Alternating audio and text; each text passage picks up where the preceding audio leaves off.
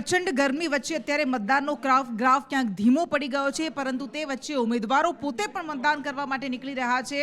પાટણથી ભરતસિંહ ડાભી સાંસદ અને વર્તમાન અત્યારે ઉમેદવાર તેઓ પણ મતદાન કરવા માટે પોતાના વતન પહોંચ્યા હતા। ડભોડા ગામે તેઓ પહોંચ્યા અને મતાધિકારનો ઉપયોગ કરવાનો તેઓ એ જગ્યાએ પહોંચ્યા હતા। ભરતસિંહ ડાભીએ પરિવાર સાથે મતદાન કર્યું હતું। ડભોડા ગામ ખાતે પરિવાર સાથે ત્યાં તેઓ પહોંચ્યા હતા અને અત્યારે જ્યારે લોકો ઘરની બહાર નીકળવાનું ટાળી રહ્યા છે કારણ કે ખૂબ જ ગરમી પડી રહી છે, ત્યારે સવારના સમયે આપણે જોયું હતું કે મોટાભાગના નેતાઓ નીકળી રહ્યા હતા, મતાધિકારનો ઉપયોગ કરી લીધો હતો, પરંતુ ભરતસિંહ ડાભી અત્યારે નીકળ્યા પરિવાર સાથે ડભોડા ગામ તેઓ પહોંચ્યા, પોતાના મતદાન મથક તેઓ પહોંચ્યા અને મતાધિકારનો ઉપયોગ કર્યો।